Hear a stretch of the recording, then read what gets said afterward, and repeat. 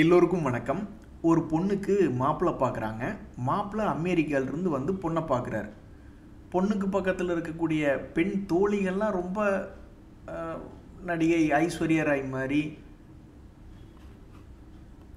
ருக்மணி, ருக்கு அப்படிங்கிற மாதிரி எல்லாரும் பெண் தோழிகள் எல்லாரும் நல்லா அழகாக இருக்காங்க. ஆனால் அந்த பொண்ணு வந்து கொஞ்சம் சுமாராக இருக்குது. சரி, அமெரிக்காவிலேருந்து வந்துட்டோமே, இனி வேண்டான்னு சொல்ல முடியாது அப்படின்ற மாதிரி மனசு சந்தோஷமாக இல்லைனாலும் சரி வாழ்க்கையை நடத்துவோம் அப்படின்னு இருக்காங்க. அது மாதிரி தான் நானும் திரும்பி திரும்பி பார்த்துக்கிட்டே இருக்கேன். இந்த நிஃப்டியை மட்டும் தனியாக ஏற்றிக்கிட்டே இருக்காங்க. 24,300 தான் சமீபத்தில் இருந்தது. அப்புறம் என்ன நினச்சான்னு தெரியல, அவன் பாட்டுக்கு கிடுகிடுன்னு சமீபத்தில் மேலே வந்துட்டான். ஆனால் நிஃப்டியை மட்டுமே தான் ஏற்றுறானுங்களே ஒழிஞ்சு போர்ட்ஃபோலியோவில் பெருசாக ஒரு சந்தோஷத்தை கொண்டு வர்றாங்களா அப்படின்னு பார்த்தா கிடையாது. ஸோ பெண் தோழிகள் எல்லாருமே நல்லா பார்க்குறக்கு அழகாக லட்டு மாதிரி இருக்காங்க. ஆனால் பொண்ணு நல்லா இல்லையே, சுமாராக இருக்கே அப்படின்ற மாதிரி என்னமோ ஷேர் மார்க்கெட் பற்றி எல்லா நியூஸ் சேனல்லையும் பார்க்குறோம், புதிய உச்சத்துக்கு பக்கத்தில் வந்திருக்கு அப்படி இப்படின்னு சொல்லிக்கிட்டே இருக்காங்க. ஆனால் இங்கே போர்ட்ஃபோலியோ என்பது சந்தோஷம் இல்லாமல் இருக்குது. திரும்ப திரும்ப நீ இப்படியே தான் பண்ணிக்கிட்டு இருக்க அப்படின்ற மாதிரி தான் இப்போ எல்லாத்தினுடைய மனநிலை. இப்போ தான் நான் உங்களை ஒரு சுவாரஸ்யமான கேள்வி கேட்க போகிறேன். இப்போ உங்களுடைய மனைவி வந்து உங்களுக்கு 1 கோடி பணம் என்பது கொடுக்குறான்னு வச்சுங்களேன்.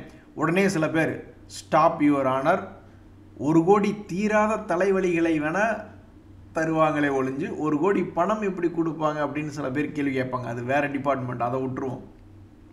ஸோ இப்போ மனைவி வந்து உங்களுக்கு ஆசையாக என்னங்க இந்தாங்க 1 கோடி வச்சுக்கிங்க அப்படின்னு இப்போ கொடுக்குறான்னு வச்சுங்களேன். இப்போ இருக்கக்கூடிய ஷேர் மார்க்கெட் கண்டிஷனில் மார்க்கெட்டேவும் திரும்பி மேலே வந்துடுச்சு. அதே மாதிரி நிறைய முன்னணி பங்குகள் தன்னுடைய பழைய ஹையை தாண்டி போயிட்டான். நல்ல ஒரு வருமானம் என்பது இப்போ சம்பாரித்து கொடுத்துருக்கான். கண்டிப்பாக கும்பா குட்டி கம்பெனிகள் பலதும் கீழே கவுந்து கிடக்கு, அதெல்லாம் சம்பாரித்து கொடுத்துருக்கு. அது எது எப்படியோ இப்போ இருக்கக்கூடிய மார்க்கெட் சுச்சுவேஷனில் 1 கோடி என்பது உங்கள் மனைவி என்னங்க இந்தாங்க அப்படின்னு கொடுக்குறாங்க. அப்போ ஐயோ இது மனைவி கொடுத்த பணம், ரொம்ப கவனமாக இருக்கணும். பேசாமல் தூக்கி ஏதோ ஒன்று பண்ணுறோம், பேங்க்கில் போடுறோம், இல்லைன்னா ஒரு வீட்டை ஒன்று வாங்குகிறோம், ஏதோ ஒன்று பண்ணிடுறோம். ஆனால் இன்வெஸ்ட்மெண்ட் வேண்டாம் அப்படின்னு நீங்கள் முடிவு எடுப்பீங்களா? இல்லை, ரொம்ப அதிகமாக வேண்டாம். 1 கோடி என்பது மிகப்பெரிய பணம். அதனால் ஒரு 10 பங்கு எடுக்கிற மாதிரி இருந்தால், ஏன்னா கொடுக்கறது யார்? மனைவி. அதனால் அந்த பணத்துக்கு எந்த விதமான களங்கமும் வந்துடக்கூடாது. அதனால் ரொம்ப சேஃப்டியாகவும் இருக்கணும், கொஞ்சம் வருமானம் வரணும். அப்படி இருக்கும்பொழுது ஒரு 10 பங்குகள் 1 கோடிக்கு வாங்கணும் அப்படின்னு இருந்தால் நீங்கள் எந்த பங்குகளை வாங்குவீங்க அப்படின்ற ஒரு கமெண்ட்டில் போடுங்க. இப்போ இந்த 10 பங்குகளை சூஸ் பண்ணும் பொழுது கூட ஏதாவது ஒரு கும்பா குட்டிகளாக சூஸ் பண்ணுறீங்க. அதாவது நீங்கள் சூஸ் பண்ண பங்கு மேல் நோக்கி ஏறல, அல்லது நிறைய பேர் விமர்சனம் பண்ணுறாங்க, இப்படி ஒரு கும்பா குட்டியை செலக்ட் பண்ணி வச்சுருக்கிய தம்பி, எப்படி நாளைக்கு ஏர்லின்னா உன் மனைவிக்கு பதில் சொல்லுவேன் அப்படின்ற மாதிரி விமர்சனம் பண்ணுறாங்கன்னு வச்சுங்க நீங்கள் போடுற கமெண்ட்டுக்கு. ஸோ அப்போவே நீங்கள் யாராவது ஒருத்தர் இந்த சேலஞ்ச் எடுத்துக்கிற மாதிரி இருந்தால் எந்த வகையான ஒரு செக்டரோ அல்லது எந்த வகையான பங்கை நீங்கள் வாங்குவீங்க அப்படின்ற உங்களுடைய எக்ஸ்பீரியன்ஸ் அல்லது உங்களுடைய ஆசையை கமெண்ட்டில் தெரிவிங்க. இதிலிருந்து வந்து ஸ்டாக் மார்க்கெட்டில் இப்போ ஒரு உதாரணத்துக்கு யாராவது ஒரு டிஃபென்ஸ் செக்டரே போடுறாருன்னு வச்சுங்க, டைப் பண்ணுறாருன்னா அப்போ என்ன அர்த்தம்? அந்த டிஃபென்ஸ் செக்டர் அதிகமாக சம்பாரிச்சு கொடுத்ததை பார்த்துருப்பார், அல்லது ஏதாவது ஒரு வகையில் அவருடைய மனசில் ஒரு எண்ணம் வருது இல்லையா? அப்போ மார்க்கெட்டுங்கிறது என்ன? பல பேர் சேர்ந்த எண்ணம் தான். நம்ம ஒரு கும்பலாக ஒரு நாளைக்கு ஒரு 10 கோடி பேர் ஷேர் மார்க்கெட்டுக்குள்ளே ட்ரேட் பண்ண போகும்பொழுது ஒரு 5 கோடி பேர் மனசில் ஒரு குறிப்பிட்ட செக்டரோ குறிப்பிட்ட ஷேரோ ஏறுன்னு நினச்சா தானே அவங்க போய் டிரான்சாக்ஷன் பண்ண போவாங்க, வாங்குவாங்கன்ட்டு. ஸோ அப்போ உங்களுடைய எண்ணத்தில் இருக்கிறதா மார்க்கெட்லேயும் பிரதிபலிக்கும். ஸோ உங்களுடைய தாட் என்னவாக இருக்கும் அப்படின்றத கமெண்ட்டில் போடுங்க. அதில் பாருங்கள், பல ட்ரேடர்கள் வந்து ஏங்கி தவிக்கிறாங்க. ட்ரேடர்கள் என்ன பண்ணுவாங்க, மீண்டும் மீண்டும் சில பங்குகளை நோட் பண்ணி வச்சுக்கிட்டு ஏதாவது மேலே போகாதா கீழே வராதா, அவங்களுக்கு ஃபேவராக நடக்காதா அப்படின்னு ஏங்கி தவிச்சுக்கிட்டு இருப்பாங்க. அப்படி தான் இப்போ இந்த அப்பல்லோ ஹாஸ்பிட்டல் அப்படின்ற ஒரு பங்கெல்லாம் இருக்குது. ஒவ்வொரு முறையும் வீழ்ச்சி அடையும் போது ஸ்மார்ட் மணி கான்செப்டில் இருக்கக்கூடிய ட்ரேடர்களோ அல்லது ஏதாவது கீழிருந்து மேல் நோக்கி போகாதா அப்படின்னு டபுள் பாட்டம் போன்ற வகையான ஸ்ட்ராட்டஜியில் உபயோகப்படுத்தக்கூடிய ட்ரேடர்களோ ஏங்கி தவிப்பாங்க. ஆண்டவா எப்படியாவது ஏற்றி விடு, அதாவது பொசிஷன் எடுத்த பிறகு அப்படின்ற மாதிரிலாம் யோசிச்சுக்கிட்டு இருப்பாங்க. ஸோ அந்த வகையில் இந்த அப்பல்லோ ஹாஸ்பிட்டல் அப்படின்ற பங்கு கடந்த 6 மாத காலமாக ஒரு குறிப்பிட்ட லைனுக்குள்ளேயே போய்கிட்டு இருக்கு இந்த அப்பல்லோ ஹாஸ்பிட்டல் அப்படின்ற பங்கு.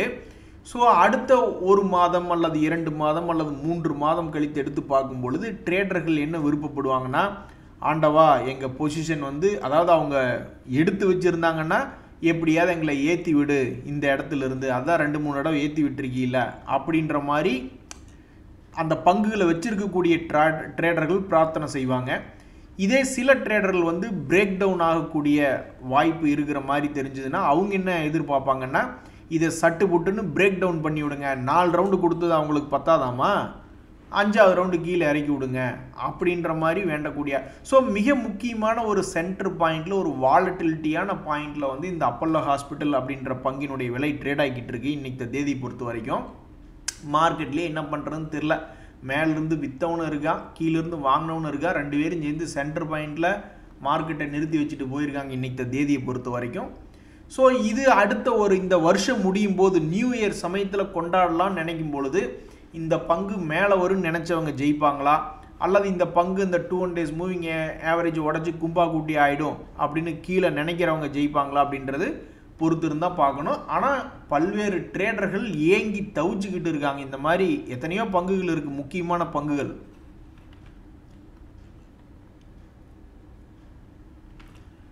ஒரு உதாரணத்துக்கு பார்த்தீங்கன்னா, இன்னொரு உதாரணம் சொல்லணும்னா, இந்த டாடா இன்வெஸ்ட்மெண்ட் அப்படின்ற பங்கு குறுகிய கால அளவில், மிக குறுகிய கால அளவில் இந்த ஷேரை வச்சிருக்கிறவங்களுக்கு பெயர், புகழ், செல்வம் அப்படின்னு ரொம்ப பெருமை. பொதுவாக ஷேர் மார்க்கெட்டில் ஜெயிச்சு வர்றது ரொம்ப பெருமையான விஷயம். அந்த பெருமையை 2 மாதத்தில் இந்த ஸ்டாக் ஸ்பிளிட்டோ போனஸ் செய்த ஒரு தகவல், கார்ப்பரேட் ஆக்ஷன். அந்த தகவல் வந்தோடனே அவன் பாட்டுக்கு விண்ணை முட்டும் அளவு அவன் பாட்டுக்கு பணத்தை டபுள் பண்ணி விட்டுட்டு இப்போ அது ஸ்டாக் மார்க்கெட்டில் சில பங்குகளுக்கு அது சாபம் தான், நல்லா ஓடிக்கிட்டு இருப்பான். அப்புறம் ஏதாவது ஸ்பிளிட்டு அப்படி இப்படின்னு ஏதாவது ஒரு நியூஸ் வந்துச்சுன்னு வச்சிங்களேன், டொப்பு கடின்னு கீழே விழுந்துருவானு. அந்த வகையில் இந்த டாடா இன்வெஸ்ட்மெண்ட் அப்படின்ற பங்கும் கடும் சரிவடைந்து, அந்த நியூஸ்னுடைய இம்பேக்ட் முடிஞ்சதுக்கப்புறம் கடும் சரிவடைந்து ஒரு குறிப்பிட்ட லெவலில் வந்து விழுந்துருக்கு. அப்போ இங்கே இருந்து இவனை மறுபடி பழையபடி தூக்கி விட போகிறாங்களா, அல்லது உடைத்து இந்த லெவலை உடச்சி கீழே வருது அப்படின்னு இதுலேயும் பல ட்ரேடர்கள் ஏங்கி தவிச்சுக்கிட்டு இருக்காங்க. ட்ரேடர்கள் என்னங்க பண்ணுவாங்க, ஒரு 40-50 ஷேரை லிஸ்ட் எடுத்து வச்சுக்கிட்டு அதுக்குள்ளேயே தான் போயிட்டு வருவாங்க. அப்புறம் சும்மா அவங்க என்ன டெய்லி ஷேர்ஸை மாற்றிக்கிட்டே இருப்பாங்க. ஒரு 50-60 ஷேரு. இப்போ உங்கள்கிட்டயே ஒரு 4 ஷேர் யாராவது சொல்கிறாங்க, ஏஞ்சல் ஒன்றுன்னு ஒரு பங்கு இருக்குது, பிஎஸ்சின்னு ஒன்று பங்கு இருக்குது, கேடிகே பேங்க்னு ஒரு கர்நாடகா பேங்க்னு ஒன்று இருக்குது அப்படின்ற பங்குகள்லாம் உங்கள் கையில் கொடுத்துட்டு நீங்கள் ட்ரேடிங் பண்ணுற மாதிரி இருந்தால் எதில் பண்ணுவீங்கன்னு கேட்டால் கண்டிப்பாக சில அதை விட்டு டாப்பில் இருக்கிறத நீங்கள் சூஸ் பண்ணுவீங்க இல்லையா. அந்த மாதிரி தான் இந்த டாடா இன்வெஸ்ட்மெண்ட் அப்படின்ற பங்கு மிகப்பெரிய ஒரு ஆட்டம் போட்டிருக்கான். அப்போ இந்த அடுத்த ஆட்டம் இவன் எந்த பக்கம் ஆடும் அப்படின்றது தெரிஞ்சுக்கிறதுக்காக நிறைய பேர் ஏங்கி தவிக்கிறாங்க. அதே மாதிரி தான் இந்த பஜாஜ் ஃபின்சர்வ் அப்படின்ற பங்கு, அதுவுமே வந்து இன்றைக்கி அந்த பஜாஜ் குரூப்பினுடைய ரிசல்ட் சரியில்லை அப்படின்ற ஒரு காரணத்தினால கடும் வீழ்ச்சி அடைஞ்சு ஒரு முக்கியமான 200 days மூவிங் ஆவரேஜ் பக்கத்தில் வந்து விழுந்திருக்கான். இதுக்கு முன்னாடி இதே இடத்துல தான் ஒரு 2 முறை பிக்கப் ஆகி கீழே சரிவடையாமல் இந்த 200 days மூவிங் ஆவரேஜ் காப்பாற்றி விட்டுச்சு. மறுபடியும் அவனை காப்பாற்றி விடுமா இல்லையா அப்படின்ற பொறுத்து இருந்து பார்க்கணும். ஸோ சமீபத்தினுடைய ஹை 2200, இப்போ இருக்கிறது 1989. இதனுடைய அடுத்த கட்ட மூவ்மெண்ட் என்பது மேலேயா அல்லது கீழேயா, அல்லது கீழே போய் மேலேயா அல்லது மேலே போய் கீழேயா அப்படின்றது தெரியல. ரொம்ப சென்டர் பாயிண்டில் இருந்துக்கிட்டு எந்த பக்கம் போவான்னு தெரியாமல் ஏங்கி தவிக்கக்கூடிய பங்குகள் அப்படின்னா இது ஒன்று. இன்னொரு பங்கு இருக்குது, அது வந்து அதிகமாக பரிச்சயம் இருக்காது. இந்த அவலான் டெக்னாலஜிஸ் அப்படின்றது வந்து சம்பாரித்து கொடுத்ததில் நம்பர் 1 இருப்பான், ஆனால் அவன் யாருனே நம்மளுக்கு தெரியாது. அந்த மாதிரி தான் இது ஒரு சிறிய மைக்ரோ கேப் இண்டெக்ஸில் இருக்கக்கூடிய பங்கு இந்த அவலான் டெக்னாலஜிஸ். 2025 இவன் செய்த சாதனை என்ன அப்படின்ற மாதிரி நீங்கள் பார்த்தீங்கன்னா 2025 லோலிருந்து அவன் போனது 113% சம்பாரித்து கொடுத்துருக்கான். ஆனால் நிறைய பேர்த்துக்கு நம்மளுக்கு அறிமுகம் என்பதே இருக்காது. அப்படி இருக்கக்கூடிய பங்குலையும் சில ட்ரேடர்கள்லாம் நோட் பண்ணி கொண்டு இருக்கக்கூடிய ட்ரேடர்கள் இருப்பாங்க. அப்போ இது போன்ற இந்த அவலான் டெக்னாலஜிஸ் பங்கு இப்படி சரிவடைஞ்சிட்டானே, இப்போ தான் லேட்டஸ்ட்டாக போய் மேலே மிக துல்லியமாக மேலே வாங்கி மாட்டினவங்க எப்படியும் சில பேர் இருப்பாங்க. அப்போ அவங்கெல்லாம் என்ன எதிர்பார்த்துக்கிட்டு இருப்பாங்க, அடாடா நாம் ஒரு மிகப்பெரிய ஒரு ட்ரேடர்னு சொல்லிக்கிட்டு உள்ளே போய் களத்தில் குதிச்சிருக்கோம். நம்ம குதிச்ச நேரம் அவன் பாட்டுக்கு கும்பா பாட்டு பாடிக்கிட்டு இருக்கான். இனி இவன் குறிப்பிட்ட சப்போர்ட்டில் வந்து கரெக்டான ஒரு சப்போர்ட்டில் அடிப்பகுதியில் இருக்கக்கூடிய இவன் ஏதாவது ஒரு வகையில் லேசாக மேலே வந்தால் கூட விற்றுவிட்டு ஓடி போயிடலாமே அப்படின்ற மாதிரிலாம் அவங்க நினச்சிக்கிட்டு இருப்பாங்க. ஸோ இத்தனை பங்குகள் இருக்குது. இந்த மாதிரி பல ட்ரேடர்கள் வந்து இதில் ஒரு சாம்பிள்ஸ் தான். இது மாதிரி எத்தனையோ பங்குகளில் சிக்கிக்கிட்டு கரெக்டாக சென்டர் பாயிண்டில் போய் உட்காந்துக்கிட்டு இருப்பாங்க. அதெல்லாம் இனி என்ன ஆகும் அப்படின்னு தேடி பார்த்துட்டு இருப்பாங்க. அதில் சில முக்கியமான பங்குகளை இப்போ நம்ம அந்த நியூஸ்களை இப்போ நம்ம வாசித்தோம். நண்பர்களே, ஷேர் மார்க்கெட்டில் எல்லாமே அதிரடியாக தான் நடக்கும். எல்லாமே அதிரடியாக தான் நடக்கும். நீங்கள் தூங்கி எந்திரிக்கல எவனாவது ஒருத்தர் என்னத்தையாவது பேசிட்டு என்ன பண்ணுவீங்க? இப்போ ட்ரம்ப் அவர்கள் என்னன்றாரு, இதுக்கு மேலே எதுக்குப்பா திரும்பி திரும்பி நம்ம நெகோசியேஷன் பண்ணோம், 5 ரவுண்டு பேசி முடிச்சிட்டோம், இது நீ அவ்வளோதான் போதும், இதுக்கப்புறம் என்னவோ அதை நம்ம ஒரு ஃபைனலைஸ் பண்ணி ட்ரேடு டீலை அறிவிச்சிருவோம் அப்படின்னு சொல்லி ஏதாவது ஒன்று திடீர்னு ராத்திரியோட ராத்திரியாக அறிவிச்சுட்டு என்ன பண்ணுவீங்க? ஸோ இப்போ நாட்டில் என்ன நடக்குதுன்னா, இந்த நிஃப்டி 50 இண்டெக்ஸே தான் பெருசாக ஏறுது, பெருசாக இறங்கிக்கிட்டு இருக்குது. மற்ற ஸ்டாக்குகள் அதிகமாக மூவ்மெண்ட் இல்லை அப்படின்ற ஒரு சில காரணங்கள்னால நிறைய பேர் ட்ரேடிங்கை கான்சென்ட்ரேட் பண்ணுறது நிஃப்டி இன்ஸ்ட்ருமெண்ட்லேயே நிறைய பேர் கான்சென்ட்ரேட் பண்ணுறாங்க. ஸோ அங்கே பார்ட்டிசிபேஷன் என்பது அதிகமாகுது. இப்படி அதிகமாகிட்டு இருக்கையில் அதுலேயும் குறிப்பாக இந்த ட்ரேடர்கள்லாம் இருப்பாங்க. ஏதாவது நிஃப்டி இண்டெக்ஸையும் வாங்கி விற்கிறவங்க, அண்டர்லைங்கை பேஸ் பண்ணி ஃபியூச்சர்ஸ் அண்ட் ஆப்ஷன்ஸில் ஏதாவது ட்ரேடிங் பண்ணுறவங்க ஏகப்பட்ட பேர் இருப்பாங்க. அவங்க எல்லாத்துலேயும் சில பேர் புதுசாக இப்போ தான் மார்க்கெட்டுக்கு வந்தவங்க சில பேர் இருப்பாங்க. 500 பாயிண்ட் 600 பாயிண்ட்டினுடைய மூவ்மெண்ட்டை உங்களால் ஹேண்டில் பண்ண முடியாத நிலைமைக்கு நீங்கள் இருக்கிறீங்க அப்படின்னா ராத்திரியோட ராத்திரியே உங்கள் அக்கௌண்ட்டை புஸ்வானம் பண்ணி விட்ருவாங்க. இன்ட்ராடே அப்படின்றது கூட லைவில் ஏதாவது தகவல் வந்துக்கிட்டு இருக்குது எதனால் ஏறுது இறங்குதுன்ட்டு. ஆனால் ராத்திரியோட ராத்திரியாக ஏறுவதையோ இறங்குவதையோ நிஃப்டியை பொறுத்த வரைக்கும் என்னோட எக்ஸ்பீரியன்ஸில் நான் பல பேர்த்த பார்த்துருக்கேன். ஒரு 400 பாயிண்ட்டுக்கு பக்கமாக ஏறுவதோ இறங்குவதையோ மேனேஜ் பண்ண முடியாத நிலமையில் இருக்குது. திடீர்னு காலையில் எந்திரிச்சு பார்க்கும்பொழுது ஏதாவது ஒரு நியூஸ்னால 400 பாயிண்ட்டை தாண்டி ஏறிச்சோ இறங்குச்சு அப்படின்னா டோட்டலாக அக்கௌண்ட்டு வாஷ் அவுட் ஆயிரும். அந்த மாதிரி தான் பொசிஷன் எடுத்து வச்சுருப்பாங்க. ஸோ நாட்டில் எது எப்போ நடக்கும்னு தெரியாது நண்பர்களே. அதுலேயும் குறிப்பாக ட்ரேடிங் நண்பர்களே. இப்போ நிஃப்டி 50 இண்டெக்ஸு இப்போதைக்கு 25,700 இருக்குது. ஸோ என்னைக்கு இருந்தாலும் ஒரு 400 பாயிண்ட் மேலேயோ அல்லது கீழேயோ தொந்தரவு இல்லாமல் நம்ம வாழ்ந்துக்கிட்டு இருக்குமா அப்படின்றதான் ரொம்ப ரொம்ப முக்கியமாக பல ட்ரேடர்கள் கவனிச்சுக்கிட்டு இருப்பாங்க. குறிப்பாக இப்போ ட்ரம்ப் அவர்கள் அதை இதையும் சொல்லி கொண்டிருக்கக்கூடிய நேரத்தில் என்றைக்கு வேணாலும் அவர்கிட்ட சக்தி இருக்குங்க. உண்மையிலேயே அவர் பார்த்து ஏதாவது ஒரு அறிக்கையை விட்டு நம்ம மார்க்கெட்டை 1000 பாயிண்ட் ஏற்றியோ 1000 பாயிண்ட்டை கிராஷ் பண்ண விட்டோ அவருடைய வாய்க்குள்ளே இருக்குது, பவர் இருக்குது. ட்ரம்ப்புனுடைய வாய்க்குள்ளே என்ன இருக்குதுன்னு நம்ம ஆராய்ச்சி செஞ்சு பார்த்தோம்னா கண்டிப்பாக அதுக்குள்ளே ஏதோ ஒரு சக்தி இருக்குது. ஸோ எப்போவுமே இந்த பாயிண்ட்டை ஞாபகத்தில் வச்சுங்க. 400-500 பாயிண்ட் நிஃப்டி என்பது திடீர்னு ஆகிறதில்ல. அதிகமான நேரங்களில் நான் 2000 கூட நான் நிஃப்டியை பார்த்துக்கிட்டு இருக்க ஒரு இடம் 2008 கிராஷ் அப்பெல்லாம் வந்து 3000 கீழேலாம் போய் ட்ரேட் ஆகிட்டு இருந்தான். அந்த சமயத்துலேயும் நிஃப்டி ஒரு 50 பாயிண்ட்டோ 100 பாயிண்ட்டோ ஏறி இறங்கினா பெரிய விஷயம். இன்றைக்கி இப்போ 25,000 கிட்ட நம்மளுடைய மார்க்கெட் வந்துடுச்சு. நிஃப்டி 26,000 ட்ரேட் ஆகிட்டு இருக்கு. இப்போவும் 400 பாயிண்ட் ஏறுவதோ இறங்குவதோ மார்க்கெட்டில் மிகப்பெரிய ஒரு விஷயமா இருக்குது. அப்படின்றதுனால நீங்கள் என்றைக்குமே ஒரு சென்டர் பாயிண்டில் இருந்துக்கிட்டு நீங்கள் ட்ரேடராக இருக்கிறவங்க ஒரு 200-300 பாயிண்ட்டுக்குள்ளே அதுக்குள்ளேயாவது உங்களுடைய சேஃப்டி என்பது இருக்கணும். இது எங்கே முன்ன பொண்ணா ஆடிட்டு இருக்க போகிறேன் ஒரு புல் தடிக்கு பயில்வான்னு நினச்சிக்கிட்டு இருப்பீங்க. அப்புறம் பார்க்குறியா ஓங்கி அடித்தா 1.5 டன் வெயிட்ரு அப்படின்ற மாதிரி ஏதாவது ஒரு வேலையை காமிச்சு விட்ருவான்.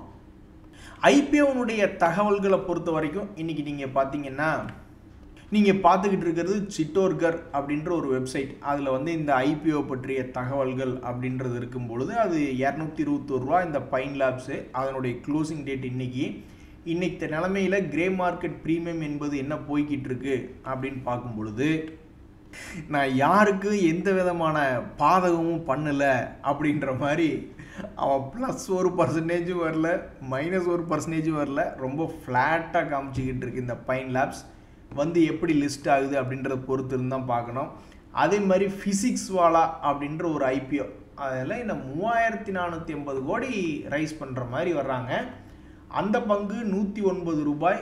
அதே மாதிரி அதனுடைய க்ளோசிங் டேட் நவம்பர் 13 அப்படின்னு இருக்கக்கூடிய இந்த நேரத்தில் இந்த ஃபிசிக்ஸ் வாலானுடைய கிரே மார்க்கெட் ப்ரீமியம் வந்து அதுவும் வெறும் 1.25% அப்படின்ற மாதிரி காமிச்சிக்கிட்டு இருக்குது. அடுத்து பார்க்கக்கூடிய இந்த எம்போ ஃபோட்டோவாலிட்டிக் பவர், இது என்ன, இது வந்து இதனுடைய கிரே மார்க், இதனுடைய எந்த டீட்டெயிலுமே இன்னும் பார்க்கல.